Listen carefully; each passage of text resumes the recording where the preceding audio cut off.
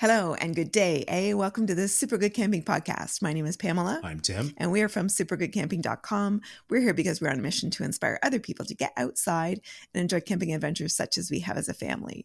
Today's guest is a gentleman that Tim has been following on Instagram for a while now. Unlike Tim, he also puts out video tripping content on his YouTube channel, though.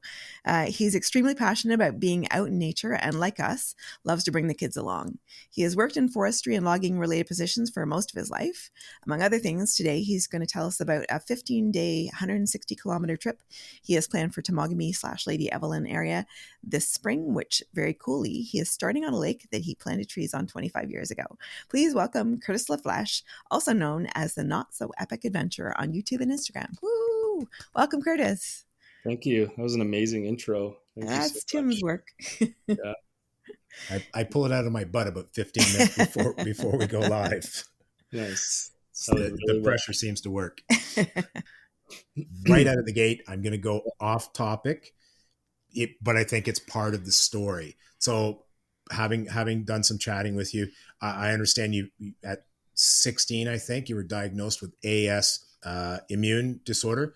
Yep. Tell us a little bit about what it is. Tell us how it affects your tripping and how you deal with it. Yeah, I mean, I think I was about 16 years old. I was big into hockey, and I pulled my groin, and I just kind of felt that sciatic pain for the first time. And just not knowing what AS was, I just thought it was a pulled groin or like hockey injuries, and I just kind of dealt with it for about 2 to 3 years, and then finally got diagnosed with AS, ankylosing spondylitis, which essentially is your spine is slowly fusing together. So, at 18, 19 years old, it was a pretty huge blow, tough pill to swallow. It was tough to maintain playing sports, which was really hard. And, just trying to heal and discover who I'm going to become, that was my identity. So I just started walking, and then I still remember to this day, I walked off to the ski trails, and I'm just like, let me go down these ski trails. And then I just fell in love with hiking. And then I was like seeing birds for the first time that I didn't know existed, and these plants. Like, I still remember the first Solomon seal, the false Solomon seal I saw. And I was just like, is this like, did someone plant this here? This doesn't seem like it belongs in a forest. Like, same with neotropical birds. I was like, did someone lose their pet? Like, what's going on? And so I just rushed down to the library and started researching, and I just became passionate about the outdoors after. I just never looked back. And I just, looking back, I realized that's where I was going to heal, where I was going to like connect with nature and just process things, I guess, meant for mentally. Yeah. So it was, looking back, it was a huge transition of my life. That's for sure. So something crappy turned into something wonderful. Well, and so you said it helped you heal. So has the disease, you haven't ended up in a wheelchair, obviously. A lot of people that have what I have are slunched over like really badly. And I feel just being active and mobile and pushing myself has allowed me to be straight as I can be. And I mean, I've been tripping with a lot of people, and I can hold my own. I'm 46 years old. So it's like, at this point, I don't let it hold me back, because I'm 46. It's been too long. I've been fighting it so much. I've learned how to pain manage. So it's just become who I am. And, talk about like adjustments at camping. Yeah, I have to bring pain meds. I really have to watch how I sleep. I have to try my best to stretch as much as possible. And more in the last 5 years, I would say, just because I'm a tree planner, like production wise, I've always been working production, and that's my excuse anyway, but I always want to get to point A to B as fast and efficient as possible. I'm really learning to like drop my pack mid portage and take a 5-minute break. And it's like, extra 5 minutes doesn't make a difference at all on your trip, but it makes a massive difference on my health and my back. So just learning to slow down at my age, I guess. I can't truly explain how much I hear myself echoed in literally in that story. I've got some back issues. I stopped trying to do, single carries anymore. We don't move every day. We often do 2 days, or do a 3-day base camp, move a couple of days, do 2 days. Because I got you beat by a few years, but so it took me a little while to smarten up for some of the things, but yeah, cool. Well, that's great. I mean, I'm glad that I'm glad that it's one of those, you just deal with it. Like, yeah, I still want to get out there. I want to do this stuff. This is how 30 years later I've figured out how to best manage it. You should see my bag of meds as well. Same deal, man. Anti-inflammatories, like Advil, the whole, yeah. Well, Okay, how cool. awesome that it, like a disease, I mean, crappy to have a disease, especially at such a young age, but that it ignited such a wonderful thing for you, a passion for nature. I tend to burn out once in a while, but it pushes me to get out. Like, I don't take life for granted. I don't take my body for granted. I just like, that's kind of why like I got into dog sledding and just like moved out west to like paddle with the salmon. And just like, at that point I was like worried that later on in my life I wouldn't be able to do those things. So I pushed myself to just do everything I could and lots of it. But now I'm at a point where I can just ease back a little bit and just enjoy it more too. Yeah. Very cool. So getting out in nature, plants, animals, all that sort of jazz I make the assumption that's what pointed you at forestry type jobs and stuff, right? Yeah, I wanted to be part of the management side of things. And maybe back then I was a little bit naive on how that all worked and thought maybe, there's good management. There is good management out there, but I thought it was a bit different, a little bit naive. But at the same time, I was at some points making really big decisions. And it was nice to know that, I'm making decisions that other people wouldn't tend to make based on my knowledge on birds and like cavity trees and riparian zones and things like that. Just having a heart, I guess, where some people are like pushing towards like, let's get as closest to the river as we can for the mill. Like, but where I was like, let's go as far away from the river as we can for the mill. Because of habitat, like because of whatever. Yeah. Just recognizing that habitat and caring for it, not just seeing the logs as money, I guess. So yeah, I was really into the forest management side of things. Cool. Well, so training huskies too. That sounds pretty cool. Yeah, I was just adopting Siberian Huskies, and I didn't have a clue. I bought a kick sled, and I bought a dog sled, and then bought all the ropes, and then I just YouTube, kind of reading books and YouTube and trial and error, lots of accidents, and yeah, it was a lot of hard work, that's for sure. But and do you still have dogs? No, I just have one husky, but he's just a bonehead that I love. He doesn't pull sleds. He doesn't like going out in the rain too much. Yeah. But yeah, we all adopted them away to actual dog teams. So one of the females actually went on to like win a bunch of races, which was kind of cool. And well, didn't the dude that won this year's Iditarod, I think he did it with all rescues. Pretty sure that was the deal. Was he was determined. It wasn't going to be ones that he'd trained for a bazillion years. He was going to be all rescues. He was going to train them for a year or something like that. I don't know all the details, but it was like, holy crap. Because that's serious stuff, man. Yeah, it's a lot of hard work you get like 3-4, well, out there I was getting more, but 3-4 months of winters that you get to actually use them on the sleds, and the amount of work it takes all year to get there is just incredible. I had 5 dogs at one point, but the team was mostly 4, and that was hard work, just 4 dogs. Yeah. It's a lot of dogs. We had a lot of good friends that dropped off a lot of moose scraps and helped feed them. Cool. So before we get to your big trip, where do you normally trip? What are your normal outdoor adventure pursuits? I know you like to fish. You're also a way better fisherman than I am. So. I don't know about that, but yeah. I do. I don't really have spots. I love to go. I'm not too big on parks. It's nothing against parks. I don't have any reasons. Just I tend to like going places where no one's gone before. So I usually just kind of look on Avenza or maps and just find rivers and like go exploring by foot. As far as like canoeing, Temagami is definitely a place I've traveled over the years. And then just local areas around here in Mattawa River. We have Highway 533 that's all full of small brook, splake mostly, but also brook trout lakes and rivers. So that's a great place to go out and explore. And then you're out west. You're North Bay-ish now, right? Yeah, I'm in North Bay area, sorry. Yeah. So coming from out west, it was kind of hard, like paddling some of those rivers and the salmon and the eagles and the mountains. I'm like, what am I going to do in Ontario? And I was kind of bummed out, but then I got here and it was just like, it didn't take long to be reminded how beautiful it is up here, and not much different really. Yeah. I mean, there's a, you're into granites, you're into, windswept pines. It's that sort of a deal, but there's, I don't know. I never can quite figure it out. There's something about it. Like look at how, so certainly from our perspective, because we've been asked a number of times, like, why do you just do Ontario people? Because there's so many of them, and because they're so awesome. Like, as far as guests go, right? We have been trying to branch out a little bit more. The community here is extremely strong, extremely supportive, because there's so much cool stuff to do, so much amazing things to see.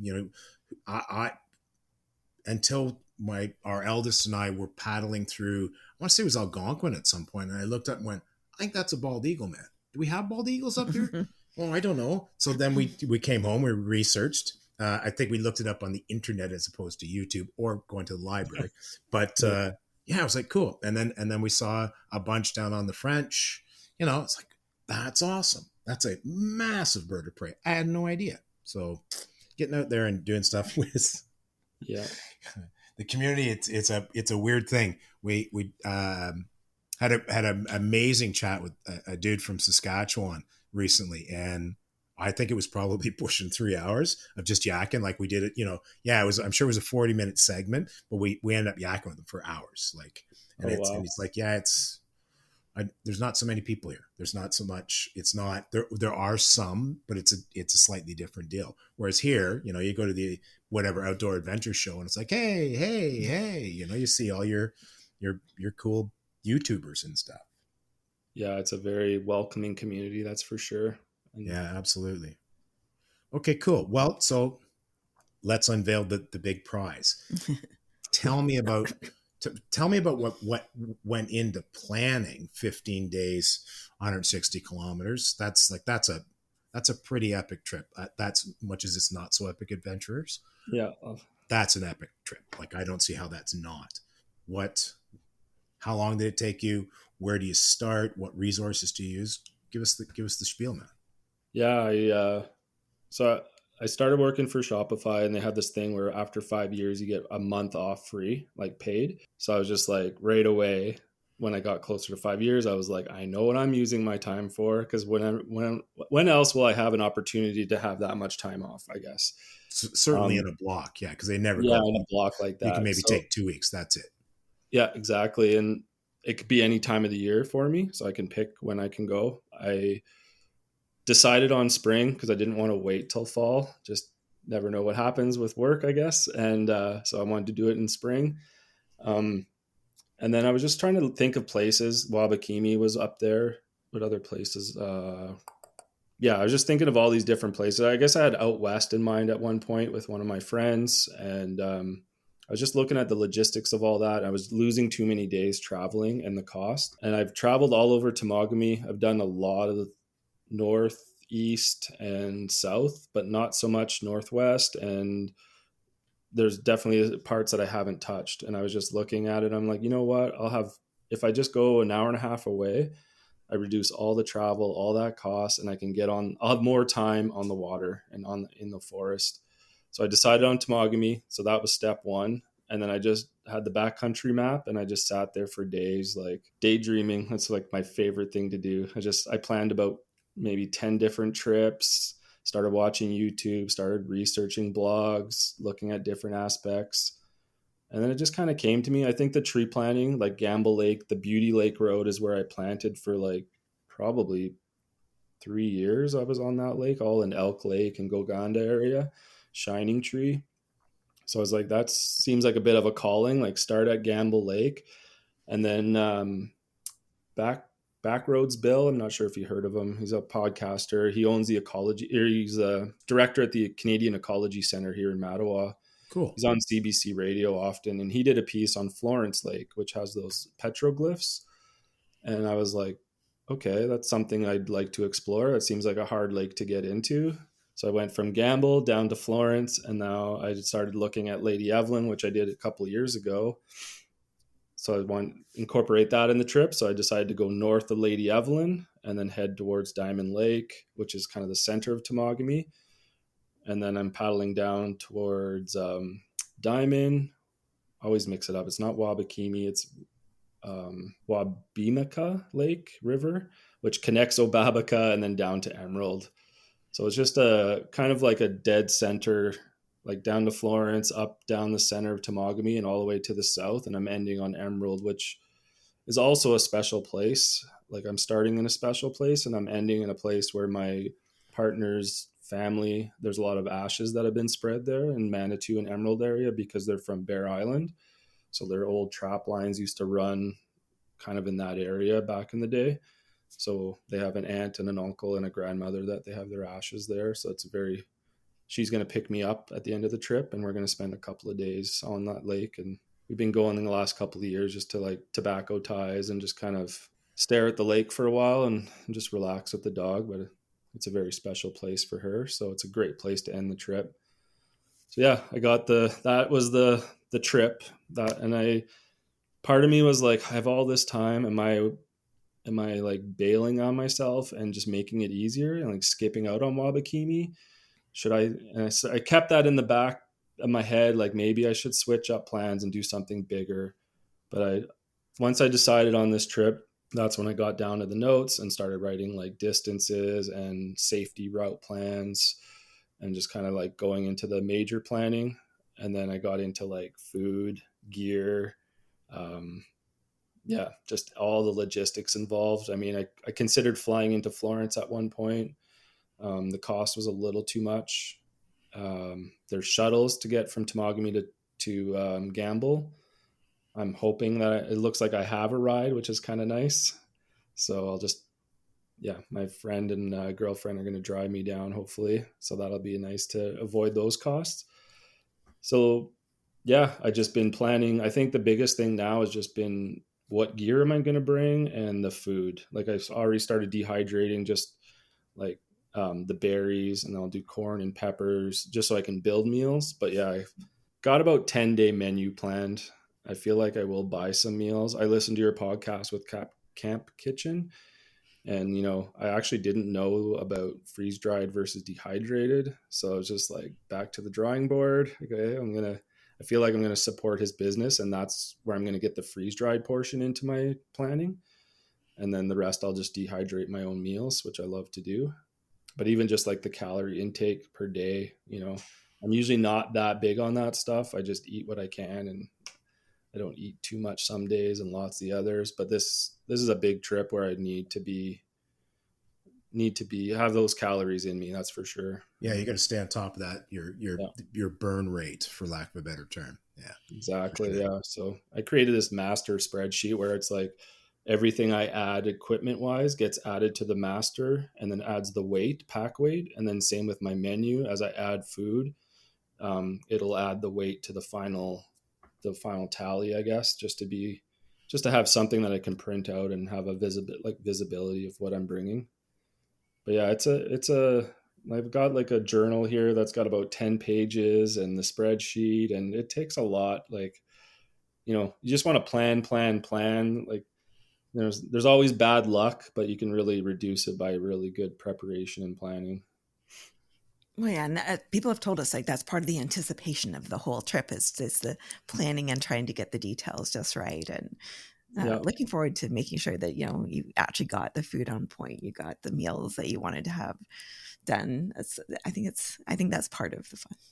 It has to be, because everyone, like, it's such a big part of it, and everyone that does it loves, like, they go camping afterwards. That's the reward. But I love the planning part, and I call it mise en place, like a chef. Like I love having all my gear out on the room and just looking at it and just like prepping, and then taking this gear out, maybe adding something, or just like, what's that old bushcraft? Like everything should have 3 uses almost. Like, so just coming up with ideas of like, oh, if I bring this rope, this will be my bear hang, this will be my canoe tie, this will be this, and multiple use for everything. So yeah, I've been packing and repacking in my mind already, and it's fun. It's a fun part of it for sure.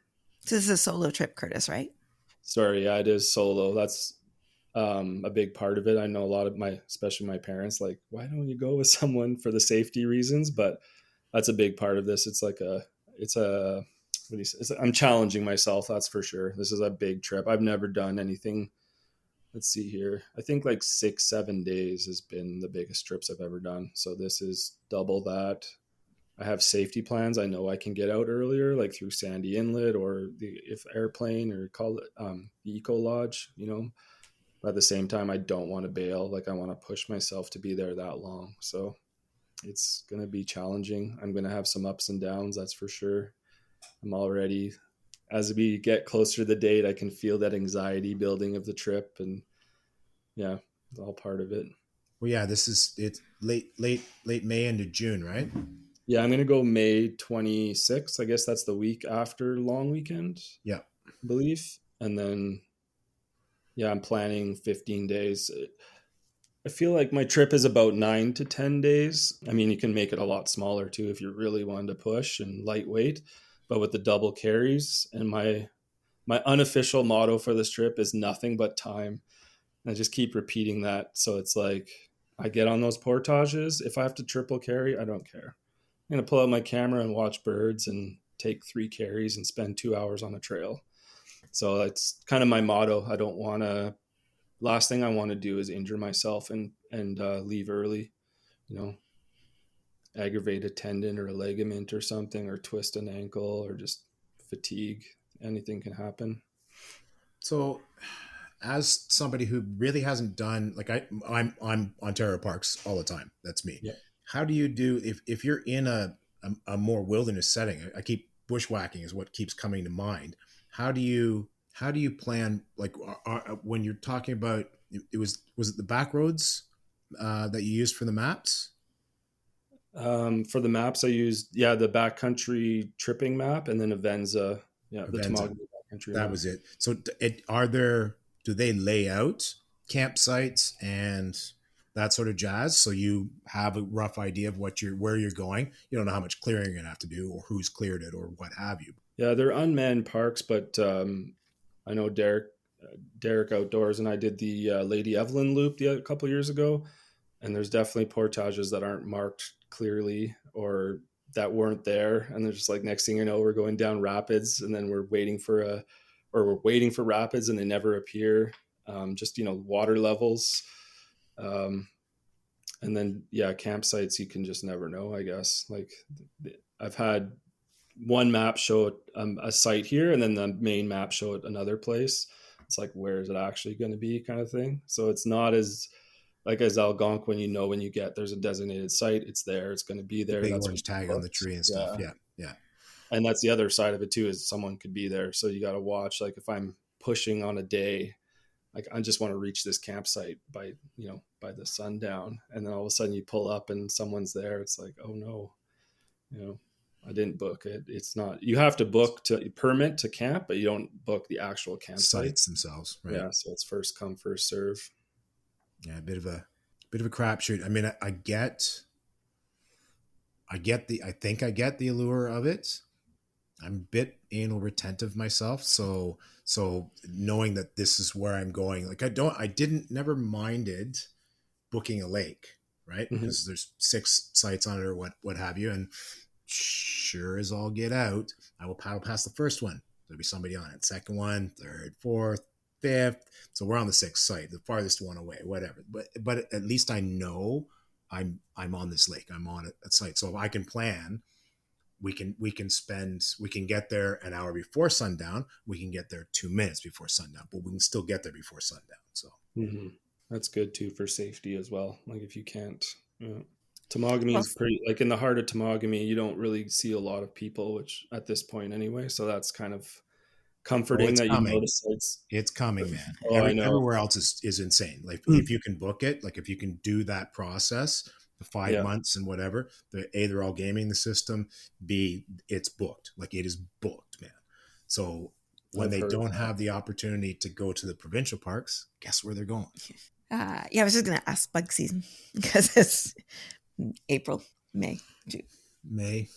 Yeah, it's right at the arrival of bugs. I'll start when they're just Well, it depends on the weather, I guess. Like, but when those leaves start to open up, I'll be out there, and that's when the bugs come out. So I I've just worked with bugs my whole life. They don't really bother me. I don't even wear bug jackets. If they're in the peak of the season, if I'm fishing, I'll wear a bug thing over my head, but usually lift it up so I can just cover my ears because I don't like them chewing on my ears. As Yeah, long I as was they're gonna not say, biting the tops of my feet, they don't bug me.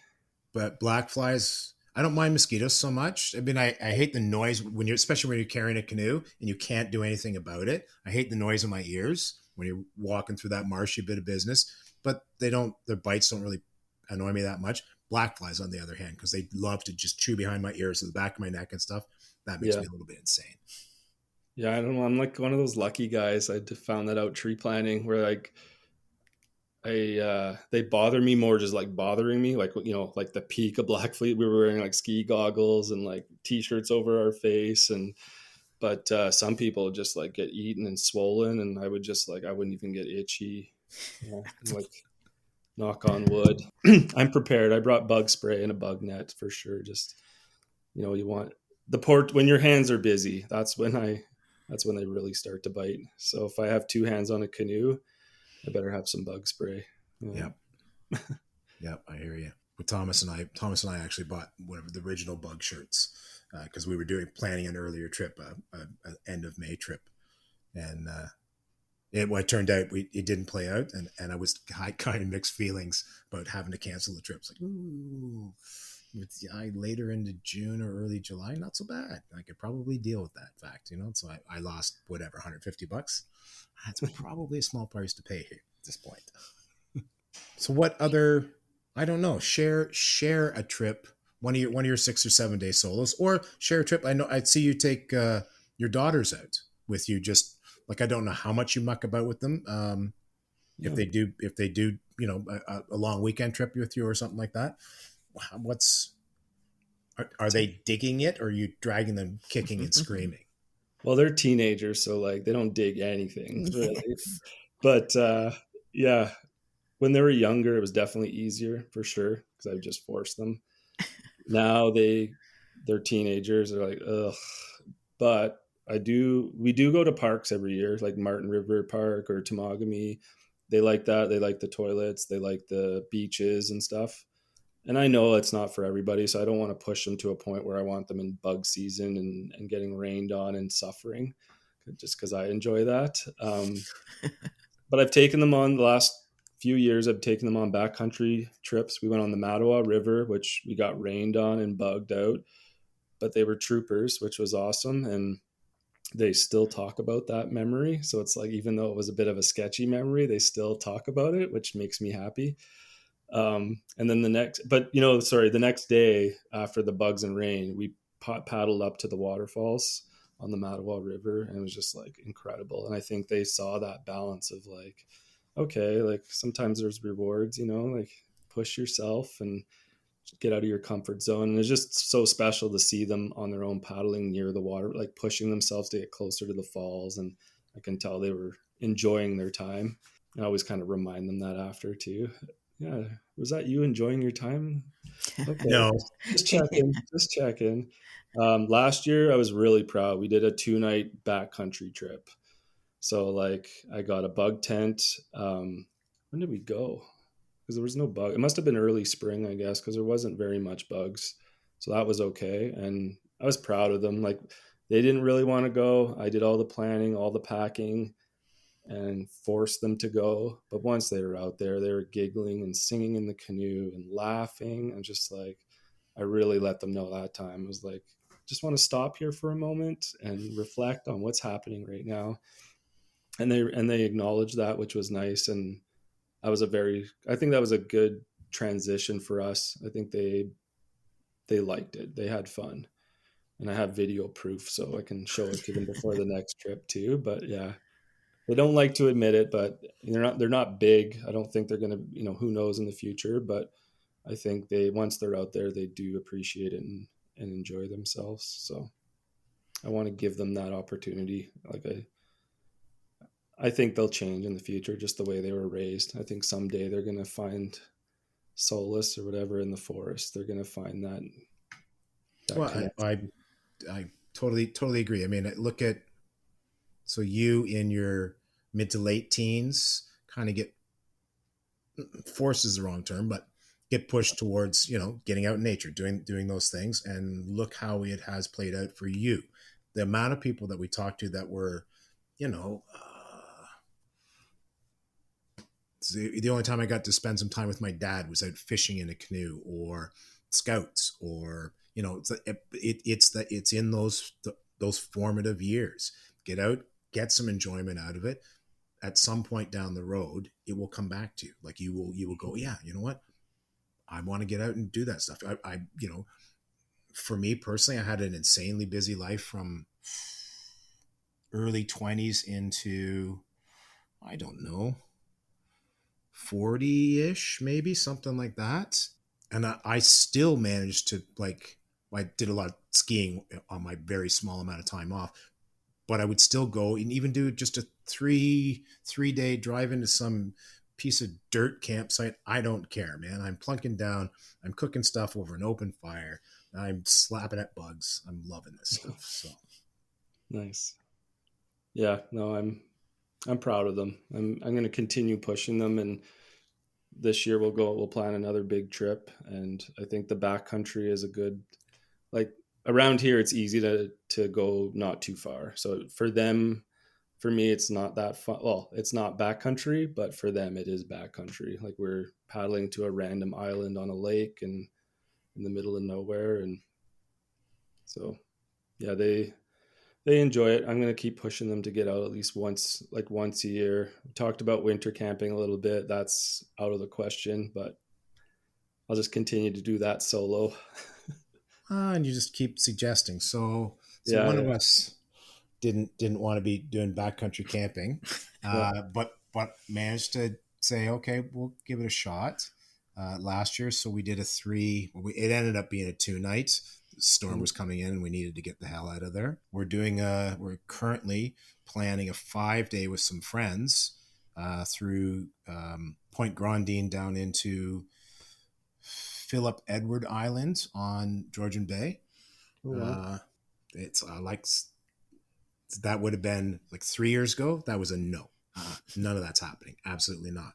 Now, okay. So Somebody's persuasive. Yeah. Somebody pesters a lot. I was being nice. I know you were. I appreciate it, sweetie. When it's nonstop, it's like, oh my God, come on. Oh, all right. Just shut up. Exactly. I just have to change. I call it glamping. It's far from glamping, but when I go with my girlfriend, that's what we do. Yeah, she likes to have certain things, and that's okay with me. Like as long as we're going outdoors, her connections with Temagami with her family, so she likes to go out there, and Squirrel Lake Road. Although it tends to get pretty busy, there's times where you can kind of sneak out there in late fall and just camp off, like car camp essentially, and yeah, she likes to get out. She's not too big on the type 2 fun though. But car camping still, like you said, getting out there, man. Like, Yeah. Okay, it's fine. Well, let's do a weekend. Let's go do car camping, and I'll get my type 2 next weekend. Whatever, however it needs to play out. For sure. Yeah. All right, that's it for us for today. Thank you so much to our special guest, Curtis LaFleche from the Not So Epic Adventure on Instagram and YouTube. Please do check him out. Check us out while we're there. And if you want to talk to us, we are at hi@supergoodcamping.com. If you have a question, a comment, if you have even somebody you would like us to interview, we would love to hear from you. So it's hi@supergoodcamping.com. That's hi@supergoodcamping.com. And we'll talk to you again soon. Bye. Bye.